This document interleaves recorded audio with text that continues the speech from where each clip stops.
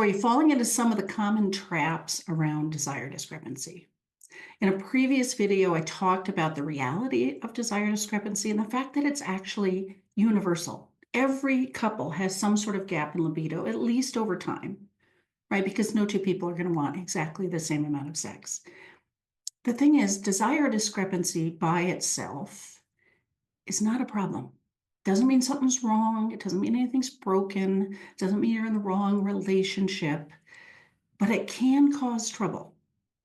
It can cause frustration, tension, conflict as the two of you work to bridge this gap.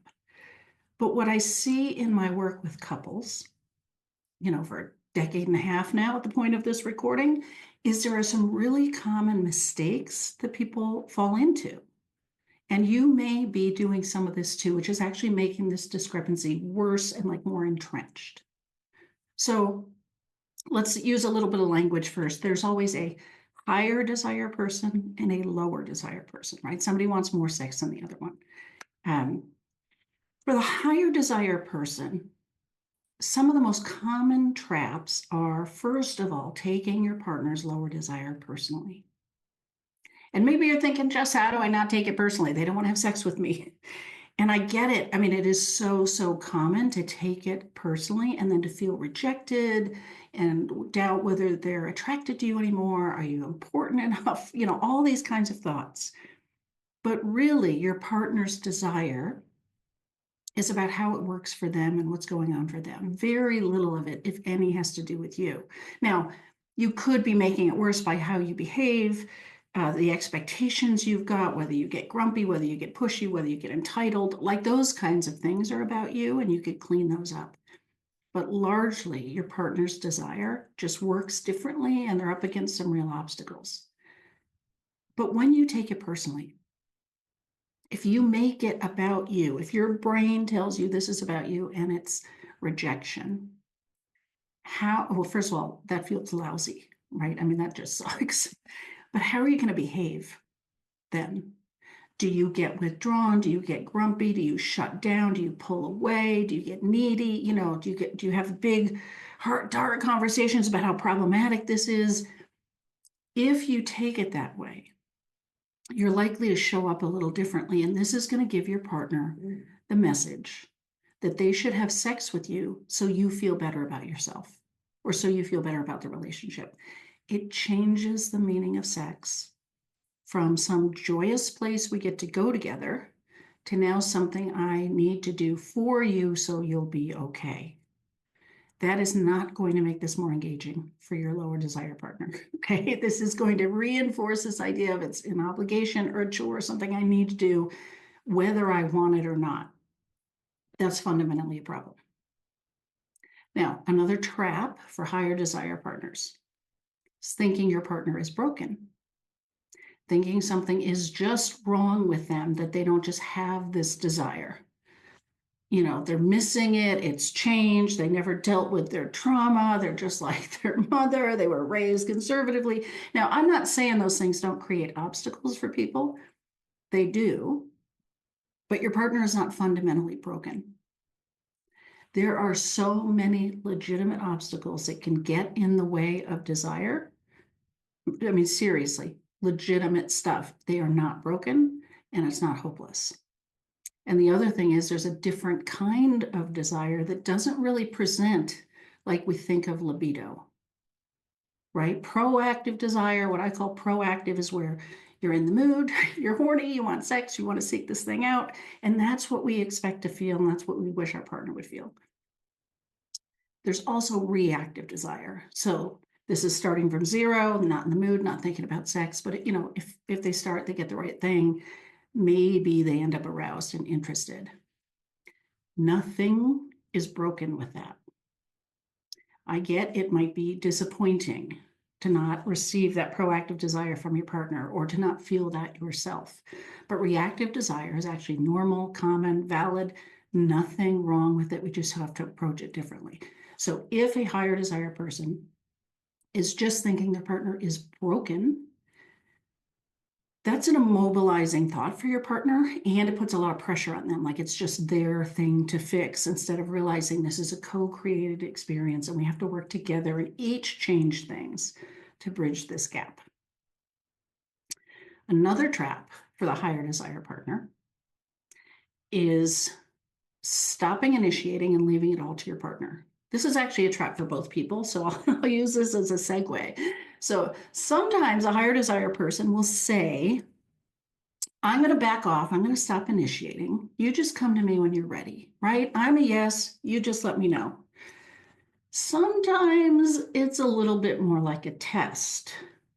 I wonder how long it would go if I didn't bring it up.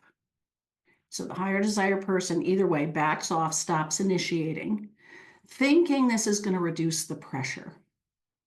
Well, if it's a test, you're waiting to see if your partner feels the test. But here's the thing, and it might alleviate the pressure a little bit in the beginning, but basically both of you are still aware that one of you wants more sex than the other, and it's not happening, and time is going by, and kind of ironically, it increases the pressure on your lower desire partner because now it's just all on them to make it happen. Okay, so these common strategies, these pitfalls, these traps that you can fall into really make it worse.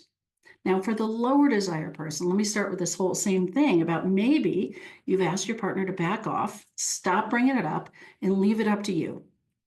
Give me a chance to miss it, right? And again, I get the impulse of why people do this, thinking it's going to take the pressure off.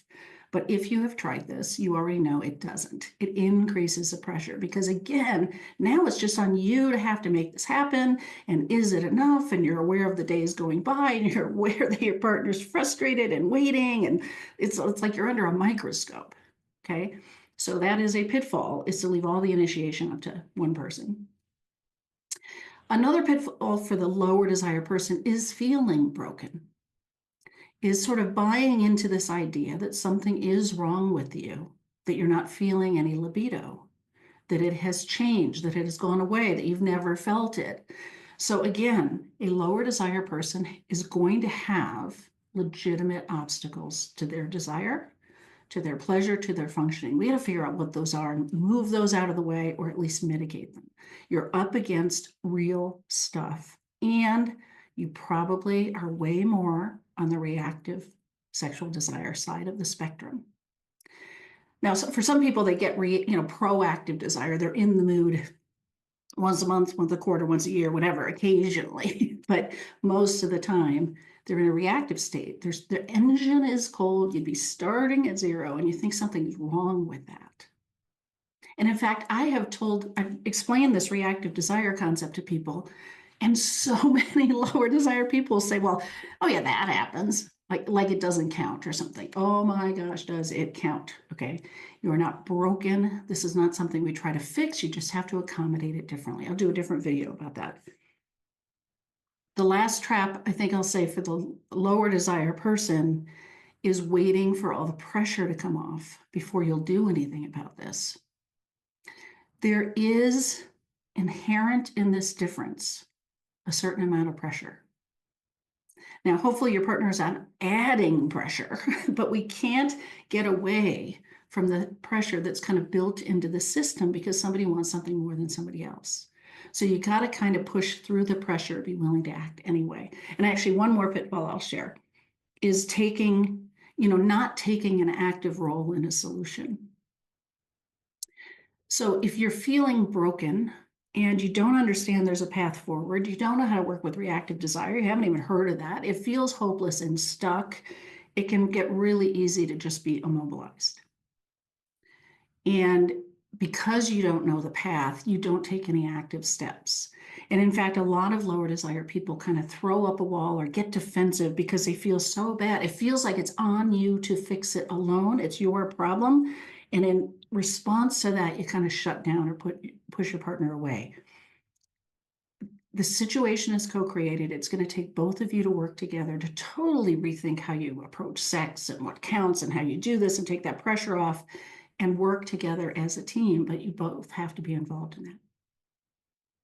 So I'm curious if any of these resonate with you, if you have fallen into these traps. I mean, I hear them over and over and over again with, the clients in my practice and all of you in my course. It's so common. And understanding how you have inadvertently kind of made it worse or gotten it more stuck. It's not to blame you or shame you or make you feel bad. It's to give you some hope. Like, holy cow, no wonder we are so stuck and it has felt so, so difficult. So follow me for more, listen to more episodes. My entire business, professional life as a certified sex therapist is about helping otherwise happy couples navigate these differences in libido so that sex can actually be fun and easy for both of you.